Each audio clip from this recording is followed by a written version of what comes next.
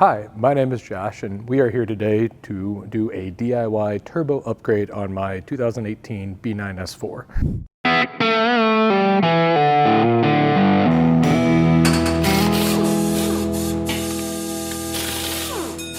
Other than going for more power, you might want to replace your turbo because the stock turbo, once you're starting to push more and more boost through it, they do start to get tired. This turbo's got roughly 75,000 miles on it, and as you can see, my fins did kind of grenade themselves. This is about the third or fourth turbo that I've seen. If you guys are on any of the Facebook groups as well, multiple people have put it up there saying, hey, what happened to my turbo? And the consensus is it's kind of overboost. So another good reason to go for an upgraded turbo if you're going for more power. So a little bit about this APR turbo is an 8864, and you can see that it has been significantly milled out over stock, but this is a factory drop-in. So reason we went with APR, other than being great partners, is this one actually comes with free software to the stage 3 in order to run this turbo if you are at an APR stage 1.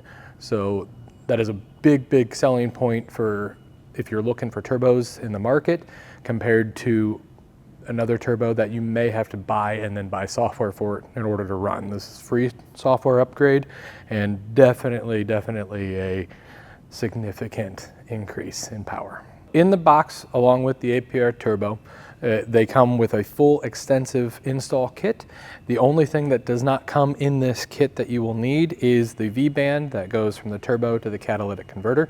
We have that a la carte on our website, or we have full assembled by ECS turbo install kits for the B9 S4, whether you're installing this turbo or any other turbo.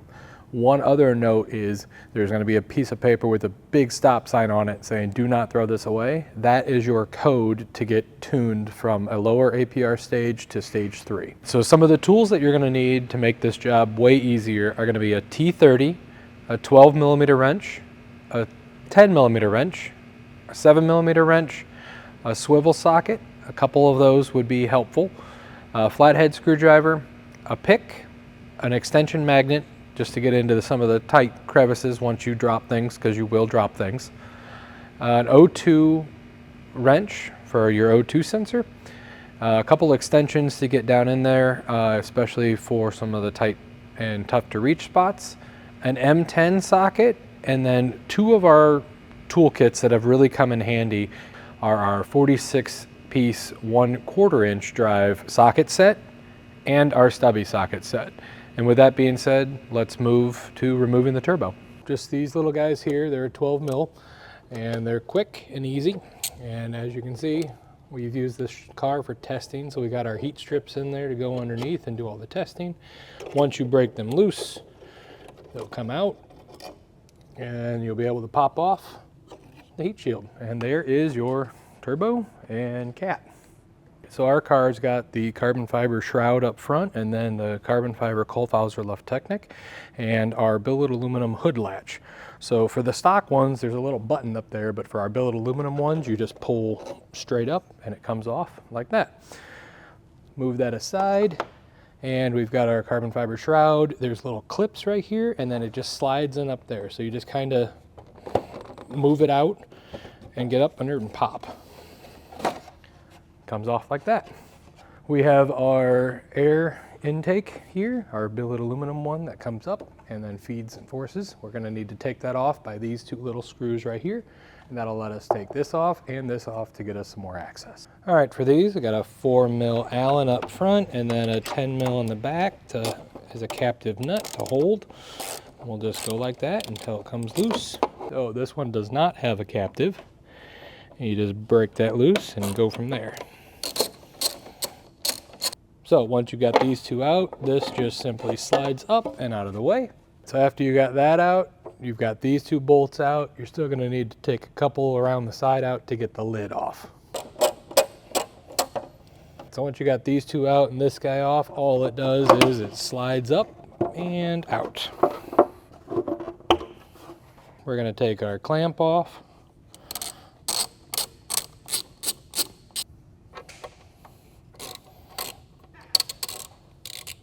So once you got those two dismantled, you really don't need to take it all apart if you don't have to, but I'm going to take this off and move that aside. And now we will get all of our other things off in order to get to the turbo. So we have our aftermarket ECS catch can on here and our turbo inlet. So this is cast. Your factory one's going to be plastic, and then all of these little wiring clips are going to be clipped to that. All right, so after you pull your clip on your PCV, move that out of the way, nice and easy. Kind of snake that down and around and allow us to get access to these two 10mm bolts on our turbo inlet. So this one, you had to do kind of a weird extension and a swivel to get down to this 10mm here to get in and bust it loose. Grab my magnet, make sure I don't drop this bolt down the engine bay, and there we go. Now we're going to get our first look at the fins. Remember, this turbo is tired and is starting to make a high-pitched whine under heavy load, so let's look at the fins. And now we've got one more little PCV attached before we can fully take it out of the car. I'm going to just come in and pinch. That's all this is a pinch clip, and it should pry loose.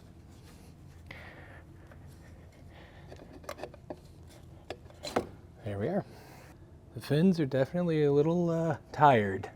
These turbos, once you're running this much kind of boost through them, the stock ones definitely give out. So we're going to take off our ECS silicone charge pipe, and that's a little 7mm on top of this clamp. So we're just going to pry off our hot side charge pipe on the turbo muffler delete. Just pry that up and out of the way. Move that clamp back a little bit so you don't lose it down your engine bay. And now that is free. So our next step is the O2 sensor, which snakes down and around and plugs in down there. In order to get to it easier, I'm going to remove the heat shield so we have more room for activities. So for the O2 sensor, you're just going to pry this little prong out and then unclip. And then now that gives you more mobility to actually unplug the clip. Just pull this guy out so you see the red, and voila, there you are. Snake it up and through, and then we'll take that off. Got our O2 sensor ratchet. Comes in here, comes in here, comes down, slides around, and then there you are. Unscrew it,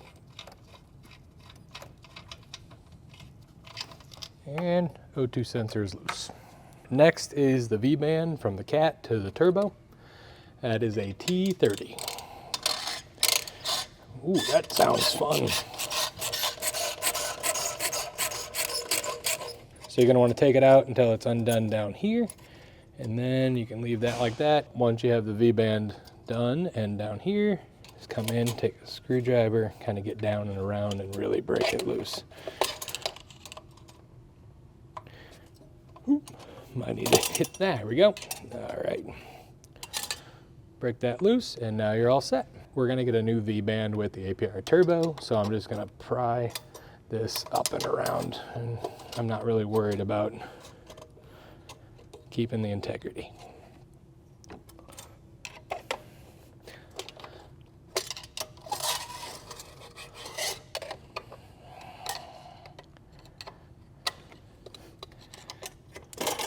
And there we go.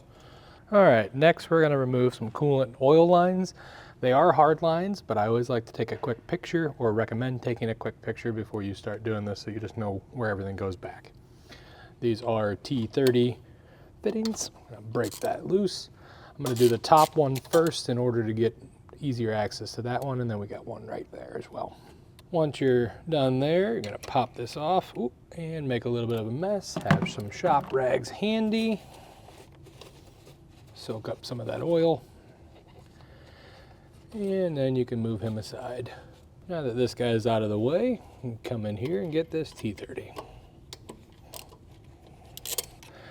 Just got to work it a little bit back and forth until you feel it pry up. And ooh, there's our coolant line. For this, we have a little bit of a tight squeeze, even for some of our smaller ratchets, so we're going to use one of our stubby sockets. These things are great for tight little locations here.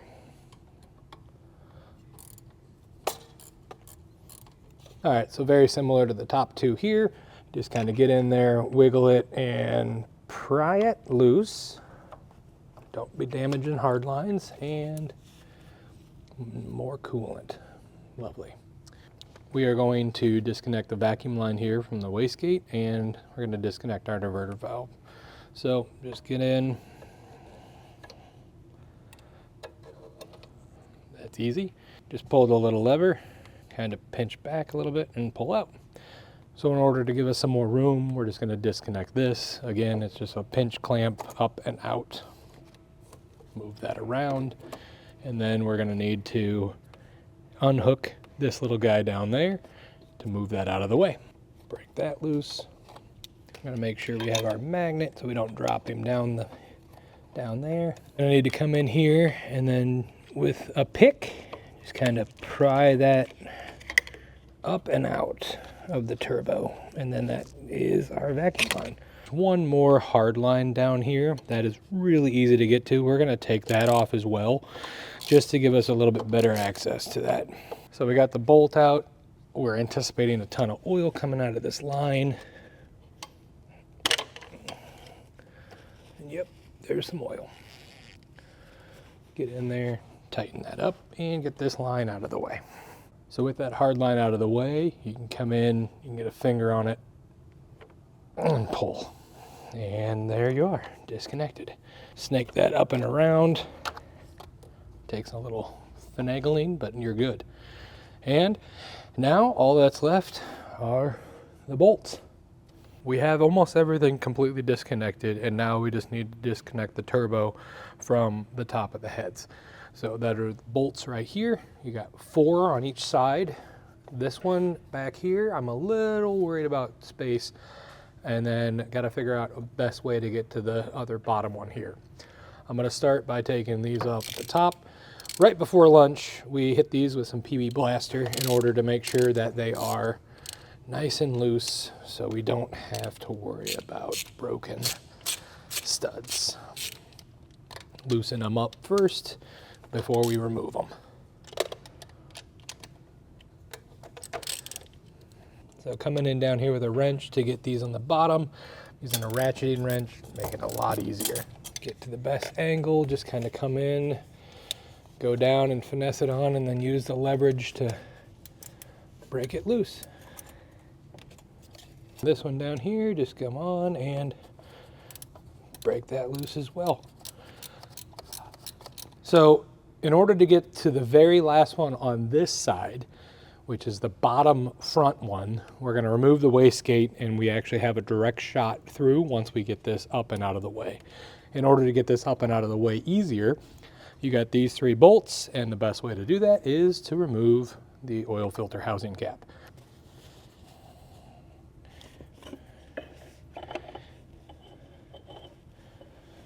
And we'll come up and out. While there are Torx, this guy, you're not even getting one of our stubby sockets into that tight, so I'm going to use an open-ended box wrench to get this out. Get in there with a skinny T30.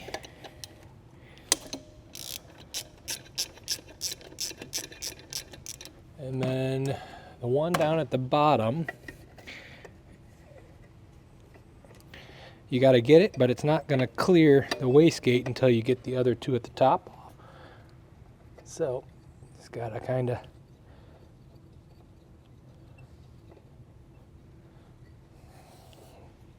wiggle it as you go. All right. Now, that guy stays in there. That guy will stay in there. Move that up out of the way. And now if you can see, I can get to that other bolt down there. All right. Nice extension going in. I'm going to get in there with a magnet and We have almost everything disconnected now. We've got the turbo inlet, the charge pipe, all the oil and coolant lines, the wastegate, and the 4 bolts on either side holding it in. The only thing left is this M10. So with that loose, it's gonna take some force because it's supposed to be stuck in there, but it is a loose turbo.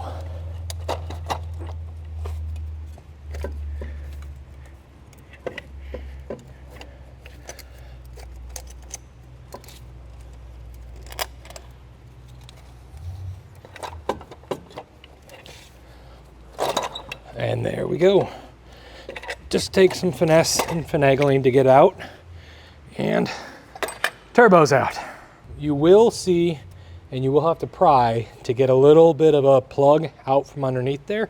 We're gonna transfer that to the new turbo from here. And then I'm going to clean up this engine bay before we install the APR turbo. So before we put this in the car, we're gonna need to transfer some things from the stock turbo, and then also install some other things that came in the kit. And then because we're running some ECS parts, we have some spares of those that we need to add on as well. First things first is going to be oil feed line at the bottom. Now this is held on the stock turbo by just a little plastic bolt, and that is very, very prone to snapping, which ours did. And it just it is nice and tight there. I've seen forums, Facebook groups, other DIY videos, they run it without. We're gonna run it without as well. So next up is going to be our diverter valve transfer over, and then our diverter valve spacer for ECS. We are not going to need the APR bolts that come with it stock because we have our extended ones for the spacer.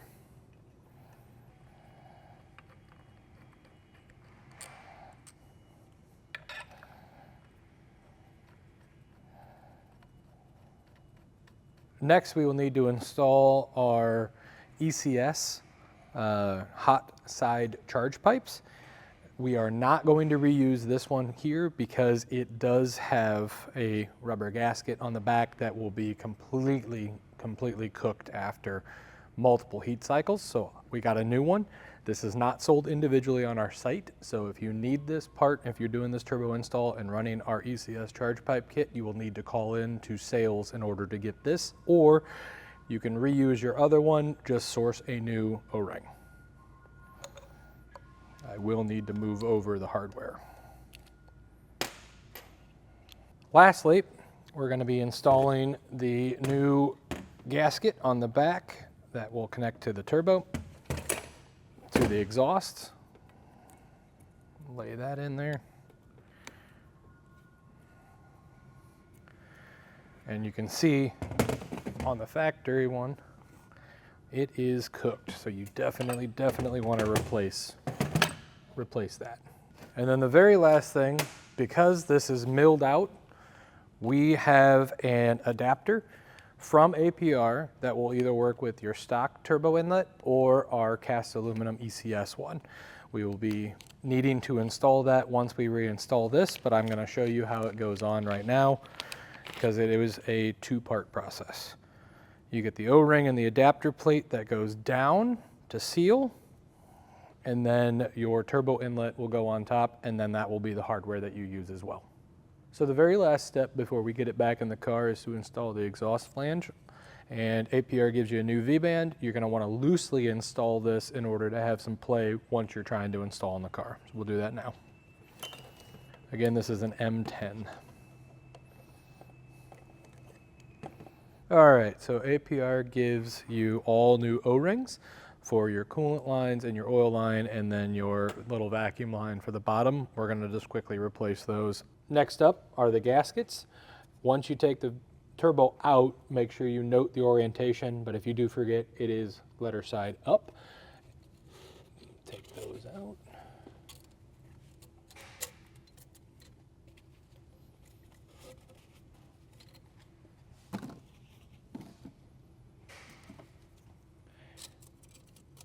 And then to make it easier, We're gonna do a pre-install on the bracket, no nuts yet, just a pre-install on the bracket. The little hook goes on the back side, and then that all gets squished down.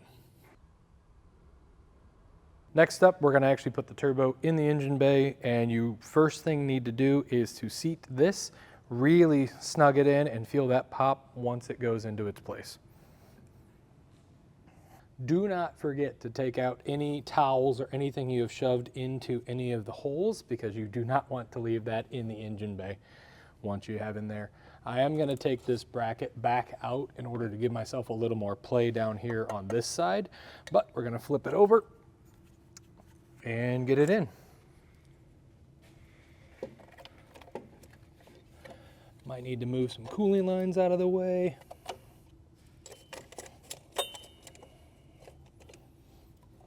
Kind of watch it all. You gotta kind of just peek through there, grab it from the back, move it down and around, and pop. So. And that is seated. So once you have the turbo in and the oil line completely seated, you will need to dismantle the wastegate again in order to get the coolant line back into place, and also that very last bolt that we took off in the very beginning, we're gonna have to go in from this way. That secures the turbo. So we'll do that now.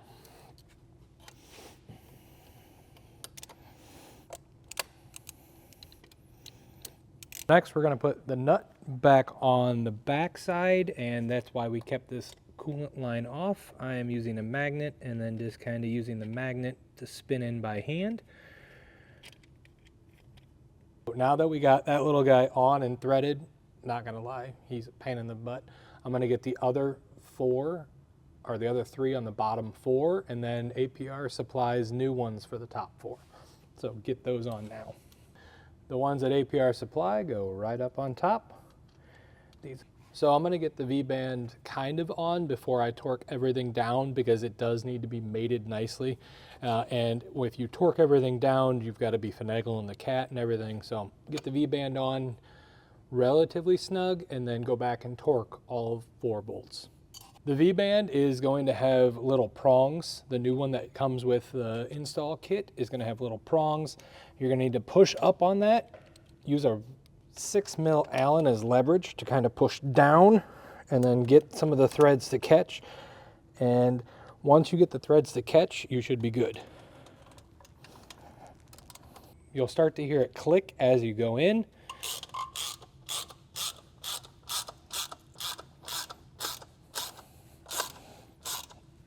That is tight enough for now. We'll come back and torque later. So we're going to go back through, and we're going to tighten up the top 4 to 15 Newton meters, or about 11 foot-pounds of torque.